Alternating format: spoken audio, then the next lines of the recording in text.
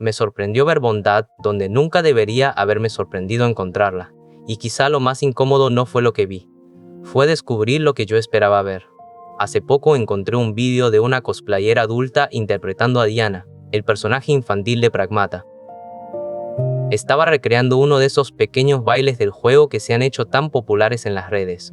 Entré en los comentarios esperando encontrar bromas desagradables, mensajes sexuales y personas olvidando por completo que Diana representa a una niña. Pero encontré algo muy diferente. Aquella captura era solo una pequeña muestra entre miles de mensajes. Varios superaban los 5.000 me gusta y uno pasaba de 6.000. No eran voces aisladas. Muchos hombres pedían que nadie sexualizara al personaje. Algunos escribían en tono de broma: Diana es nuestra hija. Otros hablaban de ella con una ternura protectora, casi paternal. La reacción me pareció preciosa, pero también me dejó una pregunta difícil. ¿Por qué me había sorprendido encontrar ternura, protección y límites en un grupo de hombres? En los últimos años han circulado mensajes muy duros sobre los hombres. Mensajes que los presentan como peligrosos, incapaces de controlar sus impulsos o moralmente sospechosos por naturaleza. Algunas de esas ideas nacen de un dolor real. Muchas mujeres han sufrido acoso, violencia o abuso por parte de hombres. Ese dolor merece ser escuchado, y las víctimas merecen protección, credibilidad y justicia. Pero reconocer un problema tampoco nos obliga a convertir una identidad completa en una condena. Una cosa es decir que existen demasiados hombres que hacen daño. Otra muy distinta es enseñar que ser hombre significa llevar una amenaza dentro. Cuando una idea se repite una y otra vez, termina modificando nuestras expectativas. Empezamos a esperar lo peor antes de conocer a la persona. Y entonces la bondad masculina nos sorprende, como si fuera una anomalía. Como si cuidar, respetar o proteger fueran excepciones extrañas, y no una parte también real de millones de hombres. Hay algo que merece una atención especial.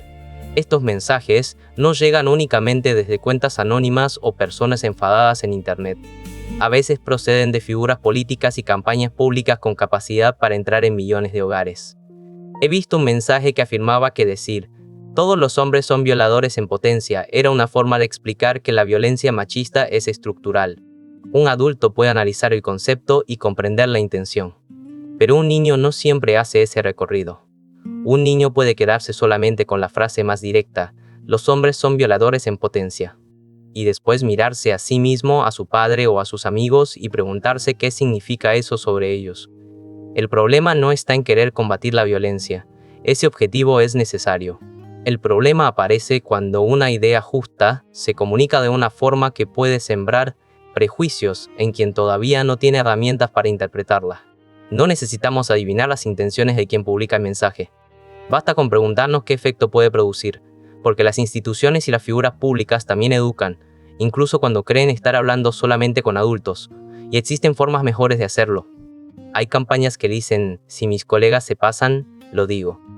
O muestran a un padre cuidando junto al mensaje: la corresponsabilidad nos hace iguales. Esas campañas no tratan al hombre como un culpable inevitable.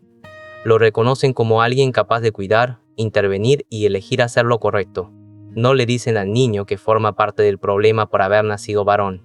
Le enseñan que puede formar parte de la solución por la manera en que decide actuar. Esa diferencia parece pequeña, pero dentro de un niño puede cambiarlo todo. Debemos ser honestos. Los comentarios de un vídeo no son un estudio científico. No demuestran cómo son todos los hombres.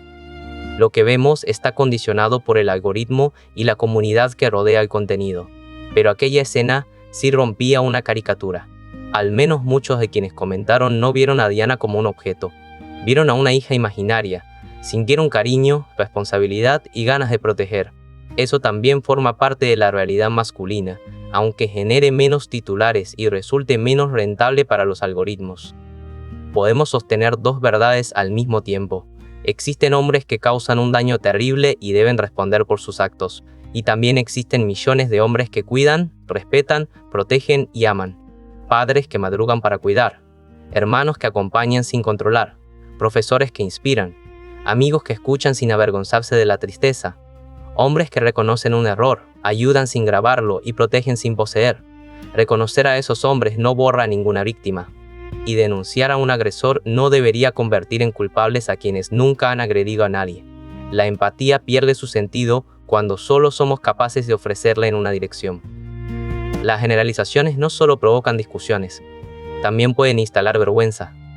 Imagina a un niño creciendo mientras escucha que los hombres son peligrosos o incapaces de controlar lo que sienten. Quizás llegue a preguntarse qué hay de malo en él antes de haber decidido qué clase de persona quiere ser.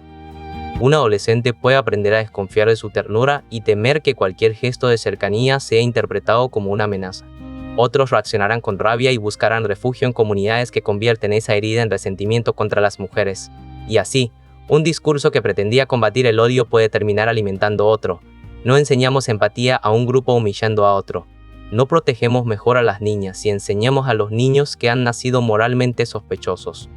Podemos educarlos en el consentimiento, los límites, el respeto y la responsabilidad sin pedirles que se avergüencen de ser quienes son.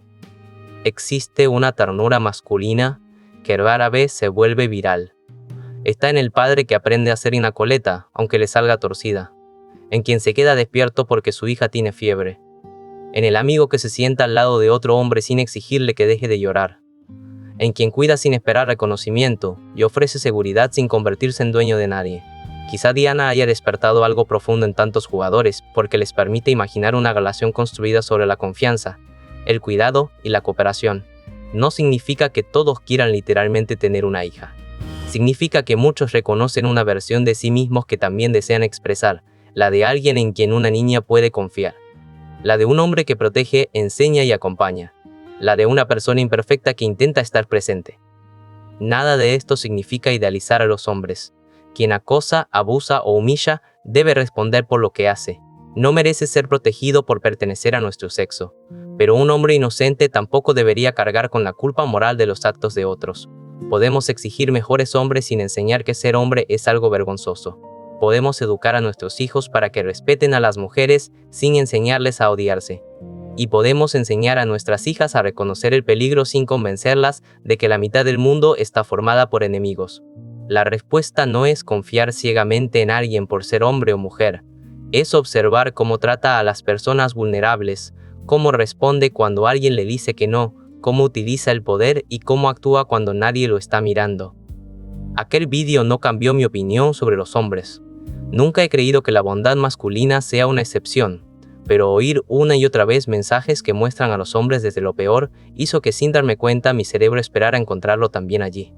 Si eso influye así en un adulto, imagina lo que puede sembrar en un niño. Y eso me hizo pensar que quizá hemos hablado tanto de lo peor que pueden hacer algunos hombres que hemos empezado a olvidar todo lo bueno que hacen muchos otros. No necesitamos negar el dolor de las mujeres ni competir por quién sufre más. Necesitamos una mirada más honesta, una capaz de proteger a las víctimas sin fabricar culpables colectivos, enseñar responsabilidad sin sembrar vergüenza y recordar que los hombres también pueden ser ternura, cuidado y amor. Y, sobre todo, necesitamos pensar en lo que estamos dejando dentro de nuestros hijos. Ellos no deberían heredar nuestras guerras. No deberían aprender que para defender a una persona necesitan odiar a otra. Educar con empatía no significa enseñarles que todo el mundo es bueno ni pedirles que ignoren el peligro. Significa darles herramientas para reconocer el daño sin convertir la diferencia en odio. Significa enseñarles a poner límites sin deshumanizar. Escuchar el dolor de una mujer sin despreciar a los hombres y defender la dignidad de un hombre sin negar jamás el sufrimiento de una mujer. Porque una sociedad más empática no se construye enseñando a nuestros hijos a desconfiar de la mitad del mundo. Se construye enseñándoles a reconocer el daño, valorar la bondad y juzgar a cada persona por lo que decide hacer, no por aquello que nació siendo. No necesitamos negar el daño de algunos hombres para reconocer la bondad de muchos otros. Si este mensaje te ha hecho reflexionar, compártelo con alguien que también crea que educar no consiste en decidir a quién deben temer nuestros hijos, sino en enseñarles a mirar, comprender y elegir por sí mismos sin perder la empatía. Porque ese es, precisamente, el mundo que educamos.